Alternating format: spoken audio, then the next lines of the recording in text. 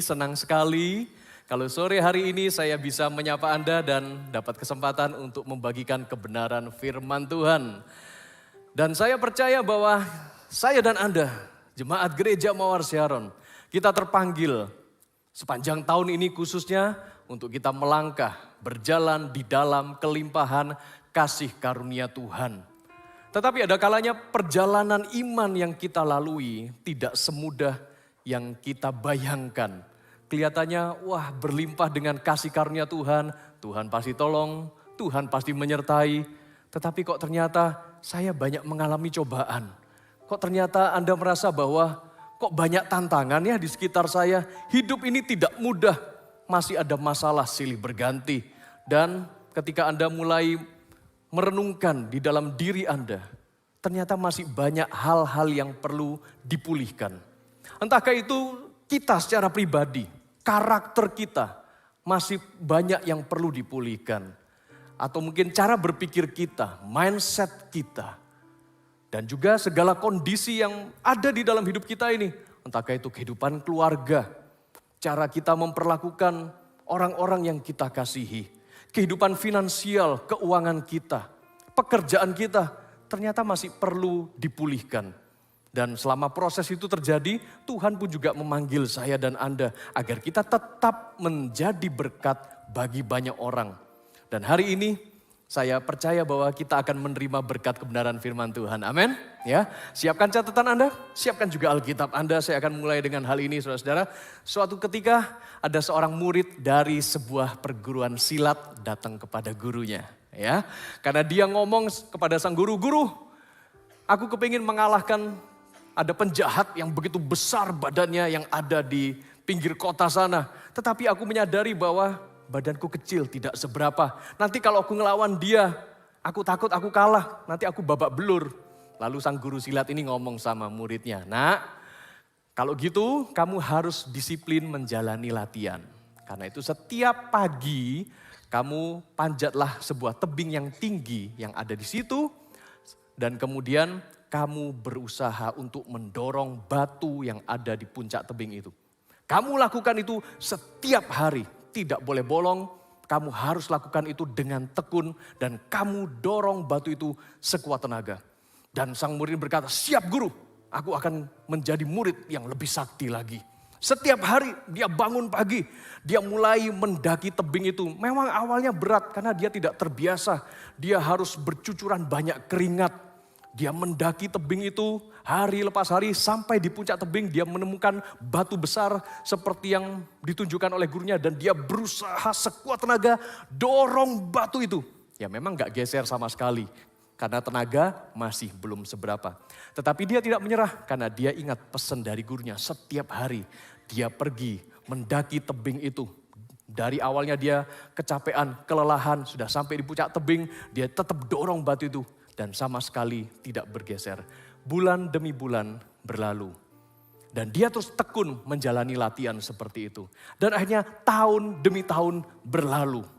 Dia sudah lakukan yang terbaik dan dia sudah semakin ahli untuk mendaki ke puncak tebing itu. Sudah tidak secapek seperti hari pertama dia menjalaninya. Tetapi ketika dia sudah sampai di puncak tebing itu, dia sudah mengerahkan semua tenaganya. Termasuk tenaga dalam yang sudah dia pelajari dari sang guru. Dia dorong itu batu. Ternyata sama sekali tidak bergeser. Seinci pun tidak ada gerakannya sama sekali. Kemudian dia putus asa. Dia menemui sang guru. "Guru, sudah bertahun-tahun aku mengikuti latihan yang guru sarankan. Tetapi ternyata aku juga tidak sanggup untuk menggeser batu yang ada di puncak tebing itu." Dan sang guru silat ini berkata kepada muridnya, "Coba lihat sekarang kondisi kaki kamu. Kaki kamu sekarang sudah lebih gede kan daripada sebelumnya. Badan kamu kekar, otot kamu juga mulai gede, dempal-dempal seperti itu. Itu berkat latihan yang sudah kamu lakukan bertahun-tahun. Dan siapa suruh kamu untuk menggeser batunya? Anda ingat tadi petunjuknya? Saya hanya menyuruh kamu naik ke puncak tebing itu dan doronglah batunya." gak usah geser. Tetapi lihat sekarang kondisi tubuh kamu. Sekarang penjahat-penjahat yang ada di pinggir kota itu sudah lari ketakutan. Lihat badan kamu yang kekar karena kamu adalah seorang pendekar. Kamu bisa menjadi seperti itu karena kamu adalah pribadi yang tahan uji. Dan sore hari ini saya ingin menyampaikan topik menghadapi raksasa. Bagian yang kedua dengan temanya adalah harus tahan uji. Saya dan Anda harus menghadapi ujian demi ujian di dalam kehidupan ini. Dan percayalah setiap ujian yang saya dan Anda lewati akan menuntun kita semua berjalan di dalam kelimpahan kasih karunia. Hidup semakin dipulihkan, hidup juga semakin diberkati. Oke, semuanya ingin ikut bersama dengan saya? Oke, dan luar biasanya thank you untuk kepada tim desainer Gereja Mawar Sharon yang sudah membuat saya menjadi tokoh utama mengalahkan raksasa Goliat ini. Mirip ya saudara, oke thank you. Dan saya akan melanjutkan apa yang saya sampaikan di ibadah yang pertama tadi.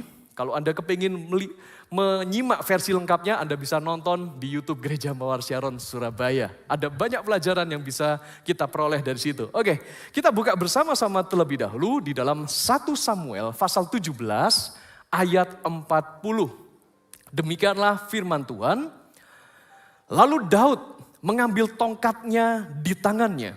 Dipilihnya dari dasar sungai 5 batu yang licin dan ditaruhnya dalam kantung gembala yang dibawanya, yakni tempat batu-batu, sedang umbannya dipegangnya di tangannya.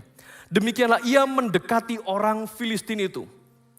Kebanyakan dari kita sudah kurang lebih tahu dan mendengar cerita atau bahkan nonton film tentang Daud menjatuhkan Goliat. Dan ketika kita membaca ayat barusan, di dasar sungai, berapa batu yang diambil oleh Daud, Bapak Ibu Saudara sekalian? 5 batu licin. Saya sempat berimajinasi sih, kenapa ya Daud kok ngambil 1 batu aja? Yang membuat Goliat tumbang, itu kan cuma 1 batu kan. Lemparan tidak pernah dikisahkan di dalam Alkitab bahwa lemparan pertama meleset. Kedua, meleset lagi. 3, meleset lagi. Baru yang keempat atau kelima baru kena ke dahinya Goliat. Kan kisahnya tidak seperti itu. Sekali ayun umbannya, maka batu itu menancap di dahinya Goliat. Sempat terpikir kenapa Bapak Ibu Saudara? Apakah Daud ragu-ragu? Apakah dia takut gitu ya? Tetapi ini cuma imajinasi saya. Andai kata saya menjadi Daud. Ya, makanya saya pasang foto saya. Saya akan melihat di dalam kerumunan orang Filistin itu berapa banyak ya raksasanya. Karena ukuran raksasa kalau Anda perhatikan, ya ini kurang lebih saya umpamakan ini adalah ukuran realnya. Karena ukuran tingginya Goliat disebutkan di dalam Alkitab itu kurang lebih tingginya hampir 3 meter. 2 kali lipat dari ketinggian orang Asia rata-rata lah pada umumnya. Pasti dia akan mencolok tingginya di antara kerumunan orang-orang.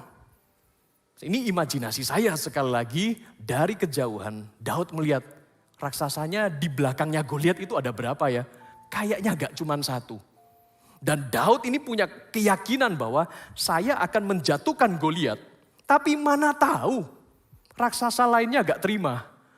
Raksasa lainnya marah tuh lalu maju nyerang juga. Saya kan harus punya pelor lagi. Saya kan harus punya batu cadangan. Ini bukan untuk batu cadangan meleset menjatuhkan Goliat, enggak. Dia yakin bisa menjatuhkan Goliat. Tetapi dari kejauhan dia juga melihat ada raksasa-raksasa yang lain. Dan sore hari ini saya akan membawa raksasa-raksasa itu di dalam setiap benak kita, pemikiran kita. Dan akankah kita mengalahkan cuma 1 raksasa, sementara yang akan berhadapan dengan kita masih banyak raksasa lainnya. Oke, Anda siap untuk memiliki hidup yang diberkati, hidup yang dipulihkan Bapak Ibu Saudara terkasih?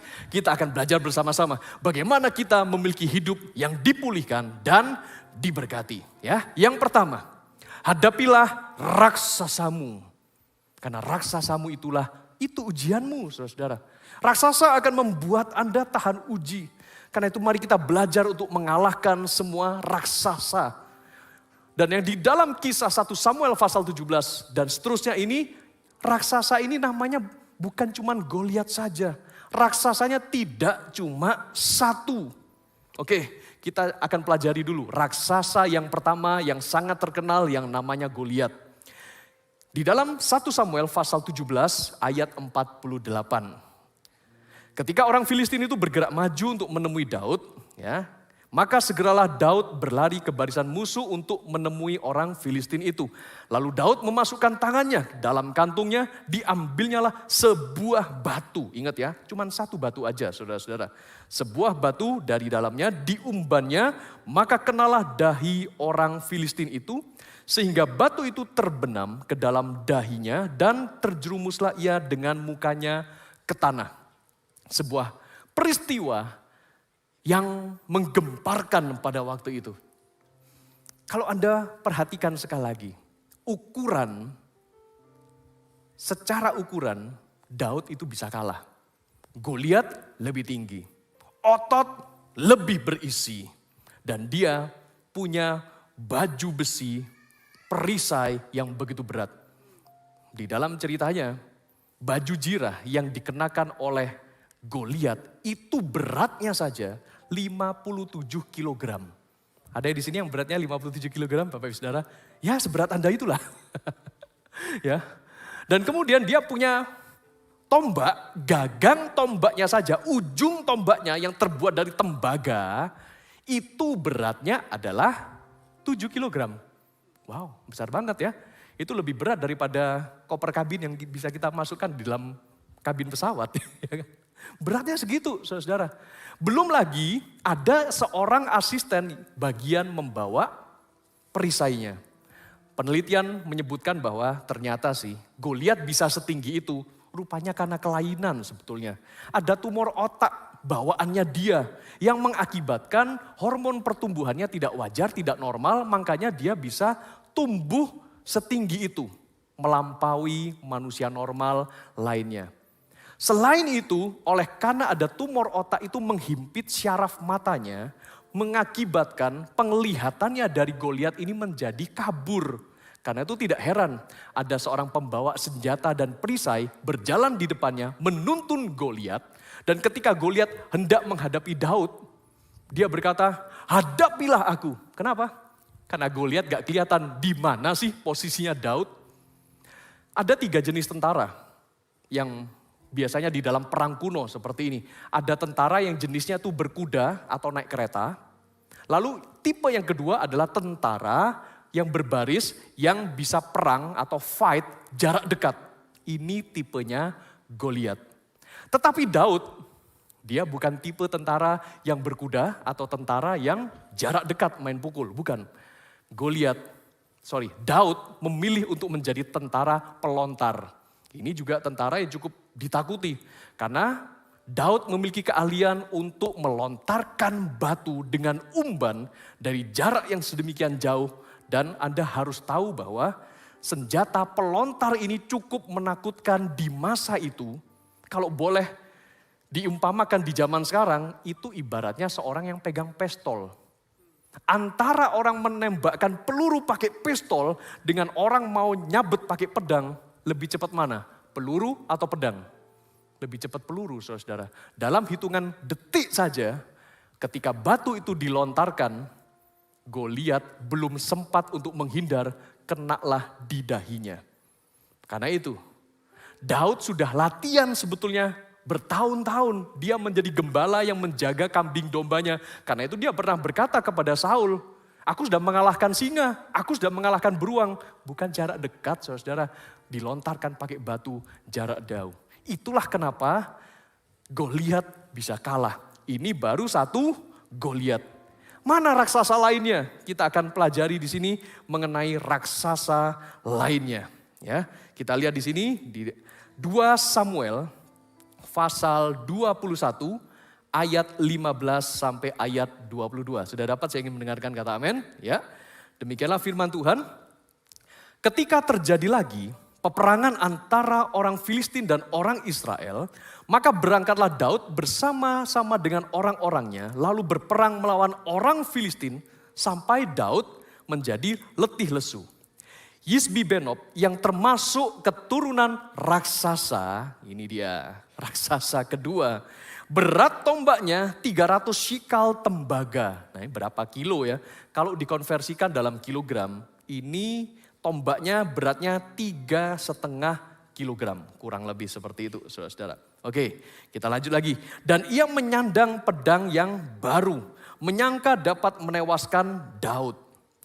Ayat yang selanjutnya 17. Tetapi Abisai, anak Zeruya, datang menolong Daud, lalu merobohkan dan membunuh orang Filistin itu. Pada waktu itu orang-orang Daud memohon dengan sangat kepadanya, kata mereka, janganlah lagi engkau maju berperang bersama-sama dengan kami, supaya keturunan Israel jangan punah bersama-sama engkau. Selanjutnya ayat yang ke-18, sesudah itu terjadi lagi pertempuran melawan orang Filistin di Gob. Pada waktu itu Sibkai, orang Husa, memukul kalah Saf yang termasuk keturunan raksasa lagi. Inilah raksasa yang ketiga, saudara-saudara. Ayat berikutnya. Dan terjadi lagi pertempuran melawan orang Filistin. Di Gob, Elhanan bin Yaare Oregim, orang Bethlehem itu menewaskan Goliat, orang Gad itu yang gagang tombaknya seperti pesa tukang tenun. Inilah raksasa yang keempat. Loh ini sini kok muncul lagi nama Goliat. Bukannya Goliat tadi udah dikalahkan oleh Daud. Kita udah baca ceritanya. Batu itu sudah tertancap, terbenam di dahinya. Maka Goliat jatuh dan kalah. Cerita selanjutnya. Daud mengambil pedangnya Goliat, lalu dipenggalnya kepala Goliat itu. Kok bisa bangkit lagi? Gak salah ini. Oke, kita telusuri kitab lainnya. Di dalam 1 Tawarikh pasal 20 ayat yang kelima. Di sini ada konfirmasinya. Ya, siapa sih Goliat orang Gad itu? Ini namanya sama atau orang lain gitu ya? Oke, kita baca di sini. 1 Tawarikh pasal 20 ayat yang kelima. Maka terjadilah lagi pertempuran melawan orang Filistin. Lalu Elhanan bin Yair menewaskan siapa? Rupanya namanya Lahmi, saudara Goliat. Orang Gad itu yang gagang tombaknya seperti pesa tukang tenun. Ya, jadi kadang-kadang namanya kakak beradik gitu ya. Orang kalau nyebut seseorang bisa salah nama, bisa salah sebut, bisa salah panggil. Lahmi mungkin kurang terkenal namanya. Orang lebih banyak tahu Goliat. Goliat dan Lahmi. Sehingga akhirnya Samuel menuliskan, oh ini Goliat orang Gad. Padahal sebetulnya namanya Lahmi. Oke gitu aja ya. Oke kita lanjutkan di dalam 2 Samuel pasal 21 yang tadi ayat yang ke-20. Kita baru ngitung ada 4 raksasa. Lalu terjadi lagi pertempuran di Gad ayat 20. Dan di sana ada seorang yang tinggi perawakannya. Yang tangannya dan kakinya masing-masing berjari 6. 24 seluruhnya, ini raksasa berjari 24. Juga orang ini termasuk keturunan raksasa. Inilah raksasa yang kelima. Gak heran ya, Daud itu nyimpen batu segitu banyaknya. Jaga-jaga, mana tahu tiba-tiba raksasanya nyerbu semua saudara-saudara. Ya. Dan kemudian ayat yang ke-21. Ia mengolok-ngolok orang Israel, maka Yonatan anak Simea kakak Daud menewaskannya. Keempat orang ini termasuk keturunan raksasa di Gad. Mereka tewas oleh tangan Daud dan juga oleh tangan orang-orangnya. Dari hal ini kita perlu belajar bahwa jangan puas dengan satu kemenangan saja melawan raksasa. Mungkin menjadi seorang Kristen, kita sudah beriman kepada Tuhan Yesus, kita merasa bahwa aku sudah berhasil lepas dari satu dosa ini. Aku sudah menjatuhkan ikatanku dengan dosa, dengan manusia lama. Lalu kita merasa bahwa aku sudah suci, aku sudah kudus, aku sudah berhasil. Padahal raksasa-raksasa lainnya masih mengincar kita. Nah saudara-saudara, kita mau belajar agar hidup kita semakin dipulihkan, hidup semakin diberkati. Kita harus menghadapi ujian di dalam hidup ini. Karena itu yang kedua, kita belajar untuk menjadi pribadi yang tahan uji. Katakan sama-sama dengan saya, tahan uji. 1, 2, 3. Oke? Agar Anda dipulihkan dan diberkati. Ayo kita belajar tahan uji. Kita flashback dulu ke dalam kisahnya Saul, Raja Saul, ketika berhadapan dengan prajurit-prajurit Filistin, dan ketika Goliat maju seorang diri dan menantang barisan orang Israel, ayo orang-orang Israel, aku tantang kamu 1 lawan 1. Mana jagoanmu? Kita akan tempur sekarang. Aku melawan jagoannya Israel, maka siapa yang menang dianggap memenangkan seluruh pertandingan ini dan bangsanya menjadi bangsa pemenang. Ketika Raja Saul mendengarkan intimidasi dari Goliat, dia merasa ketakutan. Dia merasa cemas dan takut karena intimidasi. 1 Samuel pasal 17 ayat 10 sampai dengan ayat yang 11. Cemas dan takut. Inilah yang menjadi sikap yang ditunjukkan oleh Raja Saul. Apakah ini juga terjadi dalam kehidupan Anda? Yuk kita lihat sebentar. Pula kata orang Filistin itu di ayat yang 10, aku menantang hari ini barisan Israel, berikanlah kepadaku seorang supaya kami berperang seorang lawan seorang. Ayat 11, ketika Saul dan segenap orang Israel mendengar perkataan orang Filistin itu, maka cemaslah hati mereka dan sangat ketakutan. Cemas dan takut akan membuat semangat kita menjadi runtuh. Sehingga kita gak punya tenaga lagi. Kita kalah sebelum berperang. Kita merasa bahwa musuh kita terlalu besar. Aku gak akan sanggup mengalahkan musuh ini. Itulah situasi yang dihadapi oleh Raja Saul. Dan yang kedua, Saul juga memiliki sikap tawar hati dan pesimis. Sudah cemas, takut, tawar hati, plus pesimis lagi.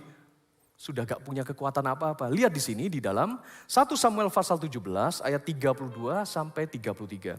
Berkatalah Daud kepada Saul. Ini Daud masih berani ngomong sama Saul. Janganlah seorang menjadi tawar hati. Karena sudah dilihat Daud nih. Kok Saul dan semua orang-orangnya pada tawar hati semua sih, gimana ini gitu ya. Tapi diomongin jangan menjadi tawar hati karena dia hambamu ini akan pergi melawan orang Filistin itu. Ayat 33, tetapi Saul berkata kepada Daud, tidak mungkin orang pesimis kerjanya adalah ngomong, gak mungkin. Kamu gak bakal bisa. Siapa kamu ini? Kamu kecil. Dia dulu besar. Dari lahirnya si Goliat ini dia sudah pegang senjata. Kamu ini loh kumpulnya sama kambing sama domba. Mana bisa? Dia tuh pahlawan perang. Dia bunuh banyak orang. Sementara kamu, aduh ukurannya kecil. Mana bisa? Tidak mungkin kau dapat menghadapi orang Filistin itu untuk melawan dia. Sebab engkau masih muda. Sedang dia sejak dari masa mudanya telah menjadi prajurit. Dengan kata lain, Daud, kamu gak pengalaman. Gak ada pengalaman tempur sama sekali kamu mengalahkan Algojo atau raksasa. Goliat ini loh. Rekor perangnya udah begitu dahsyat. Tawar hati dan pesimis. Itu memenjarakan Saul. Membuat Saul gak berani maju. Membuat Saul kalau rajanya aja udah takut.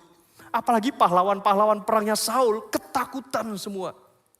Dia dipenjarakan oleh rasa takut, rasa cemas, tawar hati, dan juga dia pesimis. Di abad ke-14 ada seorang bangsawan Belgia namanya Reinald III. Bangsawan ini karena begitu tidak baik karakternya, suatu ketika dijatuhkan oleh saudara kandungnya sendiri, adiknya sendiri, kemudian dipenjara di sebuah ruangan. Dan dibangunkan sebuah ruangan agar Reinald III ini tidak bisa keluar dari penjara yang unik ini, karena dia pintunya itu ukurannya begitu kecil, sementara badannya Reinald III ini besar sekali. Adiknya ngomong kepada Reinald, kok kamu bakal bisa keluar dari ruangan ini bukan penjara kok. Tetapi ini hanya tempat untuk kamu disiplin ya. Kalau badanmu bisa menciut, bisa lebih kecil dari sekarang, karena Reinald III ini badannya besar banget. Karena dia suka makan. Kalau kamu bisa keluar dari pintu itu, maka aku akan mengembalikan gelar bangsawanmu dan semua area kekuasaanmu juga akan dikembalikan kepada kamu. Tetapi rupanya sang adik setiap hari membawa makanan yang begitu nikmat, begitu enak, menggiurkan. Sehingga akhirnya Reynald ini tidak tahan. Setiap hari nyemil. Setiap hari makan makanan yang enak. Sayang nih kalau makanan ini gak dihabisin. Akibatnya dia bisa keluar dari ruangan itu apa enggak? Sampai bertahun-tahun gak bisa keluar dari ruangan itu. Sampai akhirnya sang adik 10 tahun kemudian meninggal. Barulah dia dibebaskan. Tapi setelah bebas gak berapa lama kemudian karena obesitas meninggal dunia. Ya sama aja. Saudara, kadang-kadang kita terpenjara oleh hawa nafsu kita sendiri. Kadang-kadang kita terpenjara oleh rasa takut kita. Kita gak berani coba. Ada sebuah tantangan, ada sebuah cobaan. Lalu kita tidak berani melangkah. Mungkin rekan-rekan memberikan advice, saran kepada Anda. Udahlah coba dulu. Kamu harus berani. Ayo sambil berdoa. Berdoa pun sampai gak berani kita. Karena terpenjara oleh ketakutan kita sendiri. Kita terpenjara oleh intimidasi yang mengatakan bahwa kamu pasti gagal. Kamu gak bisa. Kamu gak pengalaman. Orang lain bisa sukses, kamu nih gak bakal. Gak ada satupun dari garis keturunan nenek moyang kamu tuh orangnya kaya-kaya semua. Kamu nih bakal tetap miskin, kena kutuk. Dan kamu gak akan pernah berhasil, gak pernah akan sukses. Saudara, kalau kita terpenjara seperti Reynald tadi, dan kita tidak berusaha mendisiplin diri kita ketika godaan datang, makanan datang. Sorry, saya gak mau makan itu. Saya mau mengecilkan perut saya mau kecilkan badan saya mau keluar melewati pintu itu. Kalau kita gak punya sikap seperti itu, maka untuk selama-lamanya kita gak akan pernah menang. Oke, tetapi berbeda dengan sikapnya Daud, saudara-saudara. Kita belajar di sini, seperti apa sih sikapnya Daud ini agar dia tahan uji.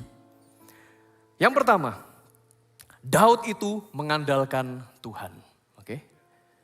Sikap ini mungkin tidak terlihat ketika situasi dan kondisinya semua baik-baik saja.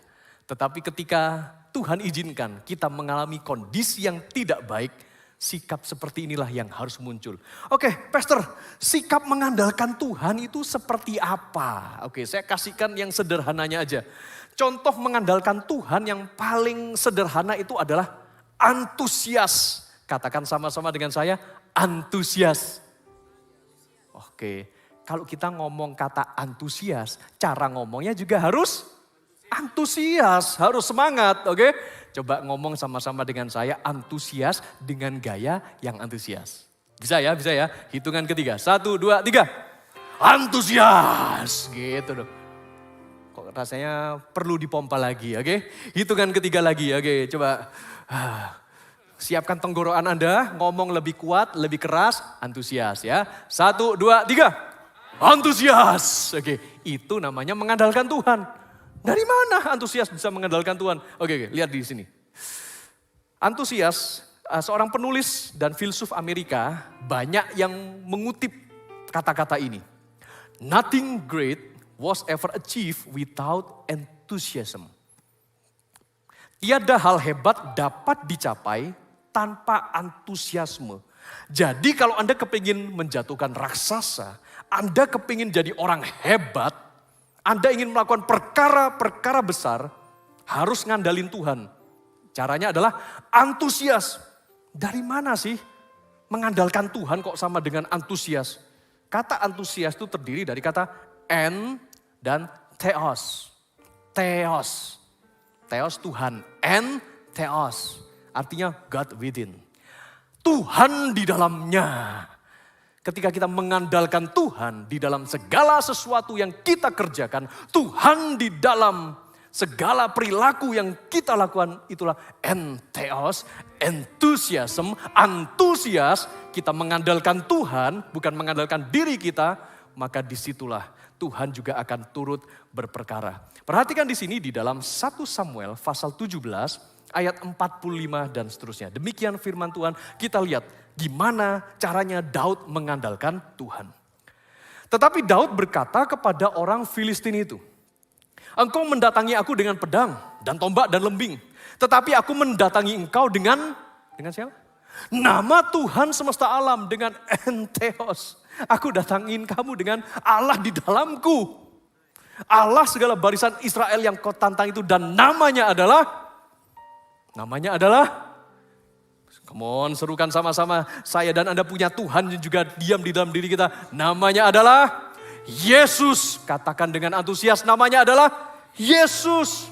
Kita pun juga punya nama. Allah yang beserta dengan kita, Bapak Ibu Saudara. Pakai itu untuk mengalahkan setiap raksasa kita. Ayat 46. Hari ini juga Tuhan akan menyerahkan engkau. Siapa yang akan menyerahkan Goliat? Bukan tangannya Daud sendiri, tetapi Tuhan. Daud selalu melibatkan Tuhan. Dia antusias untuk melibatkan Tuhan. Hari ini juga Tuhan akan menyerahkan engkau ke dalam tanganku, dan aku akan mengalahkan engkau dan memenggal kepalamu dari tubuhmu. Hari ini juga aku akan memberikan mayatmu dan mayat tentara orang Filistin kepada burung-burung di udara dan kepada binatang-binatang liar, supaya seluruh bumi tahu bahwa Israel mempunyai Allah. Dan supaya segenap jemaah ini tahu bahwa Tuhan menyelamatkan bukan dengan pedang dan bukan dengan lembing. Sebab di tangan Tuhanlah pertempuran, dan Tuhan pun menyerahkan kamu ke dalam tangan kami. Inilah antusiasmenya Daud, Entheos. Antusiasme, dan dia memperkatakan, Tuhan bersertaku. Nama Tuhan ada di dalamku, dan begitulah harusnya sikap kita mengalahkan raksasa kita. Amin. Ya. Yang kedua, bagaimana sikapnya Daud ini? Dia juga berjaga-jaga menghadapi raksasa lainnya. Harus ada sikap berjaga-jaga. Jangan lengah, Bapak Ibu Saudara sekalian. Mungkin Anda merasa bahwa aku sudah pernah mengalahkan narkoba, sekarang aku udah bebas. Tetapi Anda tidak bisa mengalahkan pergaulan bebas mungkin. Anda mungkin sudah menang di dalam area kutuk kemiskinan. Anda sudah diberkati, keuangan Anda menjadi lebih baik. Tetapi Anda mungkin belum bisa mengalahkan raksasa tipu-tipu. Di dunia tipu-tipu, ya kan? Kebanyakan nipu akhirnya. Kita belum tentu bisa mengalahkan raksasa lainnya ketika yang satu sudah tumbang, saudara-saudara. Karena itu belajar dari 1 Petrus pasal 5 ayat yang ke-8. Demikian firman Tuhan. Iblis mengincar kita, saudara. Ya. Karena itu sadarlah dan berjaga-jagalah. Lawanmu si iblis berjalan keliling sama seperti singa yang mengaum-ngaum dan mencari orang yang dapat ditelannya. Mungkin Anda sudah pernah menang sekali. Dulu udah menang. Anda sudah menang, Anda sudah tinggalkan perjudian. Anda meninggalkan kuasa gelap. Sekarang Anda sudah lakukan kejahatan lainnya. Saudara-saudara, ayo. Belajar untuk mengalahkan semua raksasa dalam hidupmu. Sikap yang ketiga yang dimiliki oleh Daud adalah dia tidak menyendiri. Ketika dia mengalahkan raksasa kedua, tadi kita udah baca kisahnya bahwa Daud sudah menjadi begitu kelelahan. Tetapi dia dibantu oleh prajurit lainnya. Ada teman yang membantu Daud untuk mengalahkan raksasa kedua, mengalahkan raksasa ketiga, mengalahkan raksasa keempat, sampai mengalahkan raksasa yang kelima. Jangan hadapi raksasamu sendirian. Mungkin ada kalanya ketika kau pas lagi sendiri, kalahkan dia seorang diri, tetapi ketika raksasa itu datang bertubi-tubi, Anda perlu punya komunitas yang sehat. Anda juga perlu dimuridkan di dalam komunitas rohani. Puji Tuhan ya, di gereja Mawar Syaron kita punya komunitas yang akan memuridkan Anda yang namanya adalah Connect Group. Anda begitu antusias menyebutkannya. Bagi yang belum bergabung dengan Connect Group, bergabunglah segera, daftarkan diri Anda dan Anda bisa mulai mengikutinya sekitar 2 minggu ke depan. Karena di dalam musim-musim liburan seperti ini, ya saya percaya Anda tetap perlu komunitas sih ya. Segera daftarkan diri Anda cek di My GMS Apps atau cari di mygms.com. Paling gak Anda daftar dulu. Anda akan segera kami hubungi supaya Anda bisa bergabung dengan komunitas yang akan menguatkan Anda. Ya, lihat sekali lagi di dalam 1 Samuel pasal 21 ayat 22 ya. Firman Tuhan berkata 1 Samuel pasal 21 ayat 22, keempat orang ini termasuk keturunan raksasa di Gad, mereka tewas oleh tangan Daud dan oleh tangan orang-orangnya. disinilah 2 Samuel 2 Samuel pasal 21 ayat 22. Keempat orang ini termasuk keturunan raksasa di Gad, mereka tewas oleh tangan Daud dan oleh tangan orang-orangnya Daud. Artinya Daud tidak sendirian mengalahkan raksasa-raksasa itu. Oke, sekarang kita sampai kepada apa yang harus kita renungkan. Apa yang sudah kita pelajari dari kisah ini. Anda ingin punya hidup yang dipulihkan dan diberkati?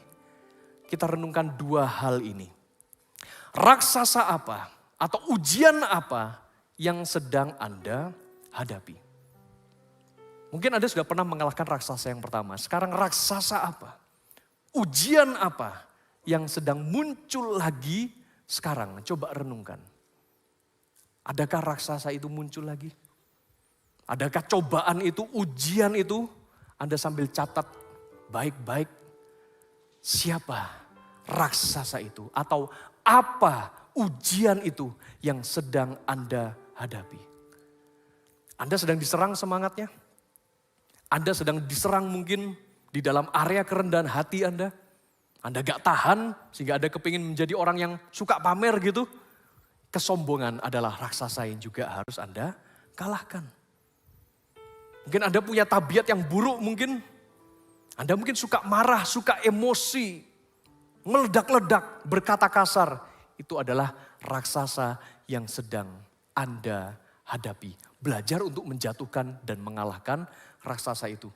Dan mungkin masih banyak lagi sifat-sifat buruk Anda yang perlu Anda kalahkan. Dan yang kedua adalah tentukan sikapmu. Sikap apa yang mau Anda ambil untuk Anda mengalahkan raksasa-raksasa yang berdatangan silih berganti di dalam kehidupan Anda itu. Tentukan sikapmu. Apakah Anda akan mengampuni? Apakah Anda akan mulai belajar merendahkan diri? Itu sikap yang benar. Karena kemenangan kita salah satunya ditentukan juga oleh sikap kita, Bapak Ibu Saudara. Ya. Banyak hal yang harus kita lalui. Banyak ujian yang harus kita hadapi. Contoh, pasangan Anda mungkin, itu ujian Anda. Anda menghadapi pasangan Anda yang selalu menyalahkan Anda. Sikap apa yang harus Anda ambil? Anda mau balas marahi dia? Mungkin inilah waktunya Anda punya sikap untuk, ya saya akan belajar untuk memahami perasaan pasangan saya. Mungkin dia lelah, mungkin dia capek, makanya dia kasar seperti ini. Atau Anda mungkin berhadapan dengan raksasa yang namanya perceraian. Dulu udah baik-baik aja. Raksasa pertama sudah tumbang, pernikahan kami dipulihkan. Tetapi sekarang kok kumat lagi. Sekarang pasangan saya nuntut cerai Pak. Gimana sikap saya? Anda mau ladeni dan Anda berkata, ya udah kalau kamu udah gak betah lagi sama aku, pisah aja. Kalahlah Anda. Belajar untuk mengampuni pasangan Anda dan terima dia apa adanya. Atau mungkin selama ini Anda berusaha menjalin hubungan dengan seseorang, tapi ternyata gagal, putus, kemudian Anda mulai menjalin hubungan lagi dengan seseorang, sudah hampir berhasil, sudah mungkin ada foto prewedding, Anda mulai posting dan Anda deklarasikan, sebentar lagi aku akan menikah. Ternyata putus lagi cintaku. Sehingga akhirnya Anda merasa, apa yang salah dengan saya? Itu raksasa Anda, mungkin Anda menghadapi kegagalan dalam hubungan. Tentukan sikap Anda. Mungkin Anda yang harus memperbaiki diri. Jangan terburu-buru menyalahkan orang lain. Kenapa sih orang ini? Dia katanya cinta, katanya setia. Sekarang aku ditinggalkan. Mungkin Anda yang perlu berbenah diri. Anda punya ketergantungan dengan sesuatu mungkin. Atau katakanlah di zaman sekarang. Ketertarikan dengan sesama jenis. Ini raksasa yang mungkin rada-rada gak kelihatan tetapi ada saudara-saudara. Anda berada di dalam sebuah lingkaran sesama jenis, punya komunitas, ini komunitas yang salah nih. Anda punya hubungan yang gak sehat seperti ini, Anda digoda, Anda dirayu, dan Anda jatuhlah di situ. Tetapi hari Minggu, Anda masih bisa datang ke gereja. Entah Anda dengan sikap, apa mungkin, Anda sudah mulai merasa hambar dengan Tuhan. Ya Tuhan, selain hari Minggu, aku harus ketemu lagi dengan rombongan orang-orang ini. Tentukan sikapmu. Mungkin sikap yang harus Anda ambil adalah putuskan hubungan Anda dengan komunitas itu. Mungkin Anda sedang terikat dengan perjudian. Ya, judi zaman sekarang Anda gak perlu pergi ke kasino gitu mungkin ya. Judi online mungkin tinggal klik, klik, klik, klik, klik, klik, klik. Saldo Anda kesedot di situ, utang Anda numpuk kemana-mana. Sikap yang harus Anda ambil adalah, ya udah putuskan jaringan internet yang menuju ke situs judi online itu, saudara-saudara. Anda harus ambil sebuah sikap, tindakan tegas. Atau mungkin ada raksasa zaman sekarang ya. Raksasa itu mungkin gak tinggi besar seperti Goliat, pakai baju zirah, pegang tombak. Dia wujud raksasa ini adalah pria tampan. Tunjukkan dirimu. Pria ganteng gitu ya, pria begitu ideal. Atau seorang wanita cantik, langsing, tinggi semampai. Dan dia menggoda Anda, Koko gitu ya. Atau meme, padahal Anda sudah menikah. Lalu raksasa itu menggoda Anda supaya Anda tidak setia. Tentukan sikap Anda. Apakah Anda mau meladeni raksasa itu? Anda terus mau terikat di dalam hubungan yang gak sehat, gak benar, gak berkenan di hadapan Tuhan itu. Come on, putuskanlah sekarang. Tentukan sikap Anda. Dan banyak lagi yang lain, saudara. Anda mungkin terikat dengan hutang piutang. Pekerjaan Anda bermasalah karena Anda tidak jujur. Tentukan sikapmu. Pilihlah untuk jujur, terbuka, dan berterus terang. Hari ini, ketika kita mau belajar bersama-sama menghadapi raksasa kita, jangan puas dengan kemenangan sekali. Mungkin Anda sudah pernah diselamatkan ketika berseru nama Yesus, ketika untuk pertama kalinya Anda membuka hati, menerima Dia sebagai Tuhan dan Juru Selamat. Tetapi hari ini ternyata masih ada sisa-sisa raksasa atau ujian yang lain yang belum selesai Anda kalahkan. Tentukan sikap Anda. Saya percaya hari ini kalau Anda mengambil sebuah langkah tegas, hidup Anda akan dipulihkan dan diberkati. Amin. Anda yang mau, mari bangkit berdiri bersama-sama dengan saya. Kita akan berdoa. Haleluya. Haleluya. Bapa di sorga, biarlah firman-Mu ya Tuhan yang berbicara secara pribadi dalam setiap kehidupan umat-Mu. Kami bersyukur untuk nama Yesus, nama yang memberi kemenangan. Kami bersyukur kalau kami juga mau mengambil keputusan untuk kami mau memiliki sikap yang tepat. Untuk kami menghadapi setiap raksasa, setiap ujian yang Tuhan izinkan terjadi dalam kehidupan kami. Raksasa itu bukan untuk menghentikan kami. Tetapi kalau Tuhan menempatkan adanya raksasa-raksasa di sekitar kami. Itu untuk menunjukkan siapa jati diri kami sebenarnya. Kami adalah anak-anak-Mu ya Tuhan. Dan kami mau mengandalkan Engkau. Kami mau antusias, entheos. Allah di dalam kami. Nama-Mu beserta dengan kami ya Tuhan. Dan kami tidak mau dikalahkan begitu saja oleh raksasa-raksasa dalam kehidupan ini. Kami tidak mau gagal di dalam ujian-ujian ini ya Tuhan. Kami mau punya sikap hati yang benar. Bapak Ibu Saudara terkasih, sore hari ini saya rindu agar Anda juga mengalami pemulihan. Mungkin ada dari antara Anda yang hari-hari ini sedang berhadapan dengan ujian tertentu. Dan ujian itu bagaikan raksasa yang sedemikian besarnya di dalam hidup ini. Dan Anda belum bisa mengalahkannya. Apabila ada, bisakah Anda mengangkat tangan di tempat di mana Anda berdiri saat ini?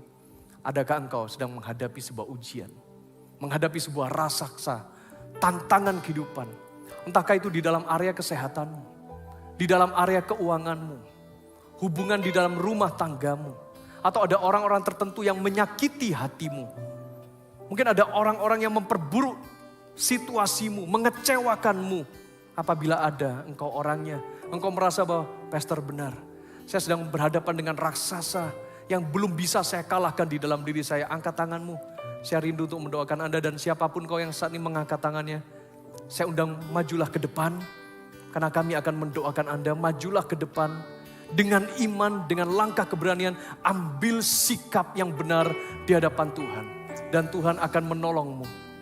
Tuhan akan menolongmu. Jangan takut Bapak Ibu Saudara terkasih. Kami akan mendoakan Anda. Kasih Yesus ada di tempat ini. Dia rindu untuk memulihkan Anda. Oh puji Tuhan. Pria bisa di area sebelah kiri. wanita di area sebelah kanan, dan kita akan berdoa.